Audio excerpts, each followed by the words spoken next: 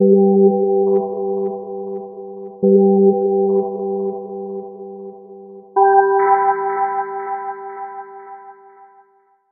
this video, we are going to talk about two types of probability: theoretical and experimental probability.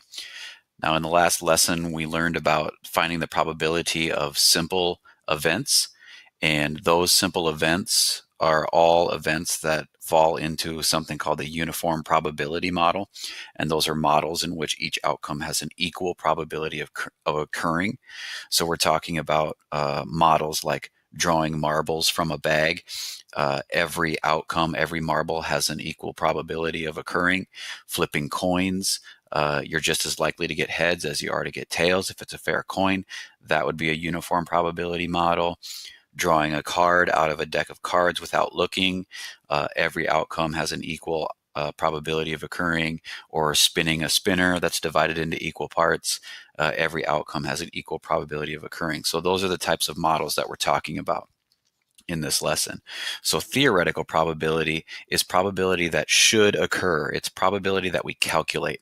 It's what we expect to happen. And this is what we did in the last lesson when we were calculating the probability of an event. And it's what should happen. It's what we would expect to happen.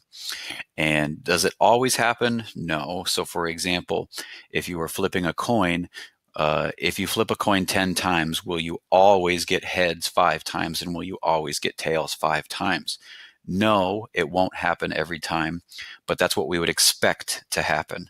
And that's what theoretical probability is. It's what we would expect to happen. We would calculate that heads should occur about 1/2 of the time, and tails should occur about 1/2 of the time. That's theoretical probability, or in theory, what should happen.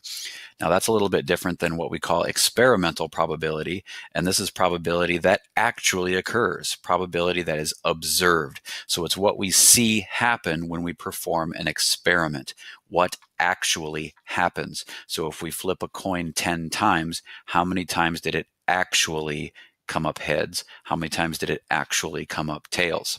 That's our experimental probability, what we observe. And then below, we've got the two ways to calculate these different types of probability. The theoretical probability should look familiar.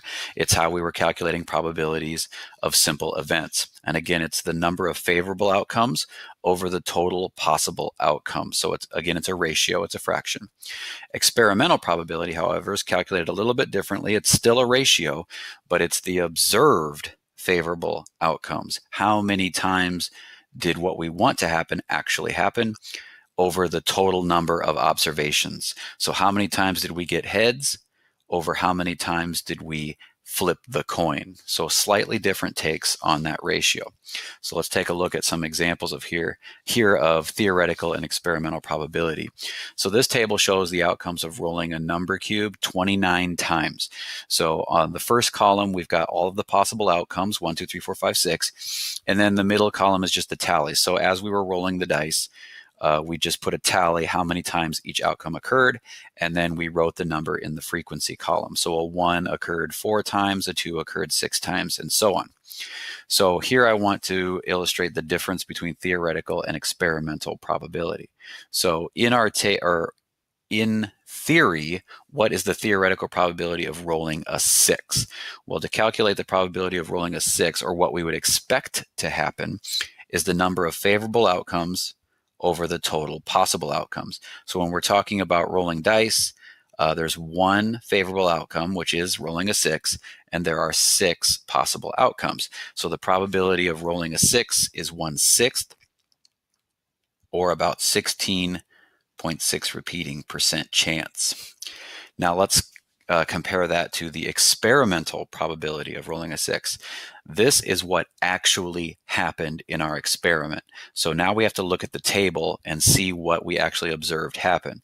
So if we look here, we see that a 6 occurred 6 times. So that was the observed favorable outcomes. We observed a 6 rolled 6 times, and then in the denominator is the number of observations. How many times did we roll the dice? And then we saw that we had rolled it 29 times.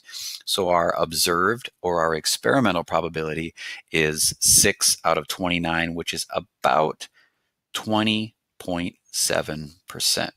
So it actually occurred, a 6 actually occurred about 20.6% of the time, even though we expected it to occur about 16.6 repeating percent of the time.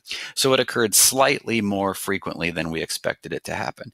And that's the difference between theoretical and experimental. Theoretical, what should happen; experimental, what actually happens. So again, let's take a look at another example. What is the experimental probability of rolling a 5, and how does it compare to the theoretical probability? So again, the experimental probability is what actually happened, what we observed. So if we look here and see how many times a 5 occurred, it occurred 3 times out of the 29 rolls. And that is approximately 10.3%. So it occurred 10.3% of the time. And then what did we expect? How often did we expect a 5 to come up? Well, there's one favorable outcome out of the 6 possible outcomes. So our theoretical probability, again, is about 16.6 repeating percent. So in this case, we observed a 5 a little less frequently than we expected. So how can we use observations and experimental probability to make predictions?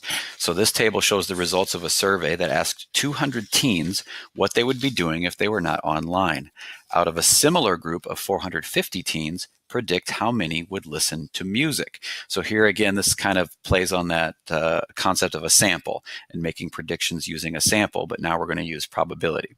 So looking at the outcomes, what was the probability or the experimental probability of them listening to music if they were not online?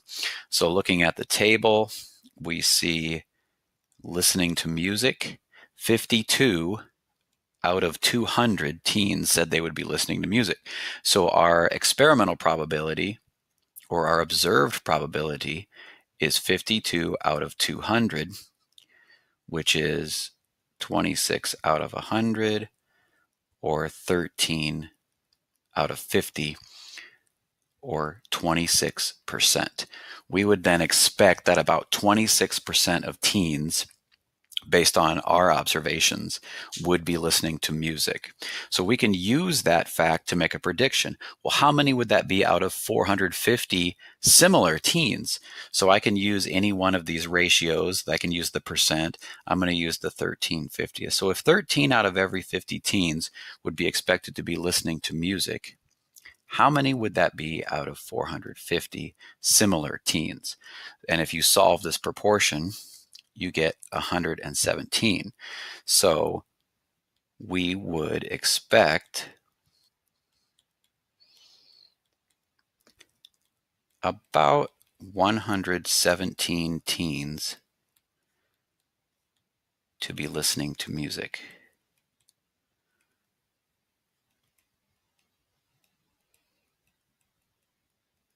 Okay. And then let's try another one. Out of 450 teens surveyed, how many would you expect to say they would be writing or drawing? So again, we look at our observed outcomes or our observations. And if we look at writing and drawing, 10 of the 200 teens that we surveyed said they would be writing or drawing.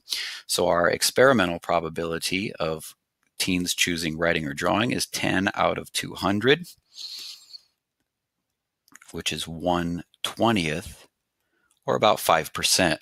So we would expect a 5% chance of teens writing or drawing if they weren't on the internet.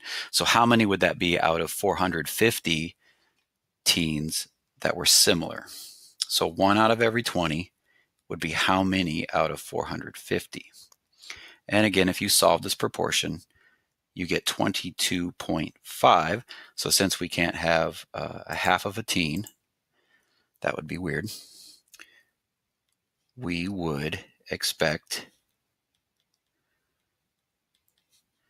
about 23 teens, we'll round up, to be writing or drawing.